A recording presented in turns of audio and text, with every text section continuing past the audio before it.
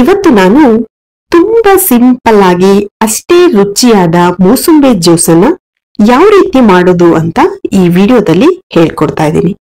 ಕಡಿಮೆ ಇಂಗ್ರೀಡಿಯೆಂಟ್ಸ್ ನ ಯೂಸ್ ಮಾಡಿ ಮಾಡುವಂತಹ ಜ್ಯೂಸ್ ಇದು.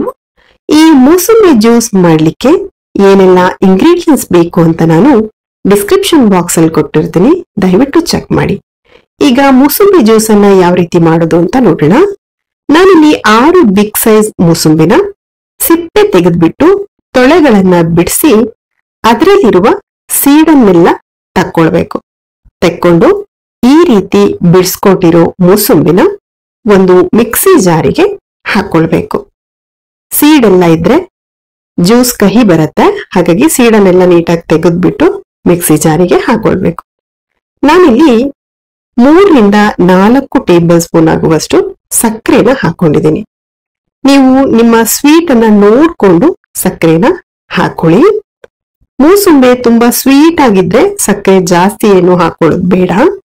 1 ಟೀ ಸ್ಪೂನ್ ಆಗುವಷ್ಟು ಬ್ಲ್ಯಾಕ್ ಸಾಲ್ಟ್ ಅನ್ನ ಹಾಕೊಳ್ಬೇಕು.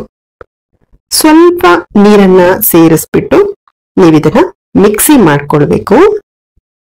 ಈಗ ಮಿಕ್ಸಿ ಮಾಡಿ ಆಗಿದೆ. ಮಿಕ್ಸಿ ಆದ್ಮೇಲೆ ಈ ರೀತಿ ಸ್ಟ್ರೈನರ್ ಸಹಾಯದಿಂದ ಒಂದು ಬೌಲಿಗೆ ಸೋಸ್ಕೊಳ್ಬೇಕು. ಯಾರೆಲ್ಲ ಸಬ್ಸ್ಕ್ರೈಬ್ ಮಾಡದೆ ನಮ್ಮ ವಿಡಿಯೋನ ನೋಡ್ತಾ ಇದ್ದೀರಾ, ದಯವಿಟ್ಟು ಸಬ್ಸ್ಕ್ರೈಬ್ ಮಾಡಿ. ಹಾಗೆ ಪಕ್ಕದಲ್ಲಿ ಬರುವ ಬೆಲ್ ಬಟನ್ ಅನ್ನು ಪ್ರೆಸ್ ಮಾಡಿ. ನಾವು ಅಪ್ಲೋಡ್ ಮಾಡುವ ಹೊಸ ವಿಡಿಯೋಗಳು ನಿಮ್ಗೆ ನೋಟಿಫಿಕೇಶನ್ ಅಲ್ಲಿ ಬರುತ್ತೆ. ಈಗ ಸೋಸ್ಕೊಂಡಾಗಿದೆ. ರುಚಿಯಾದ ಮೂಸುಂಬಿ ಜ್ಯೂಸ್ ರೆಡಿ ಆಗಿದೆ.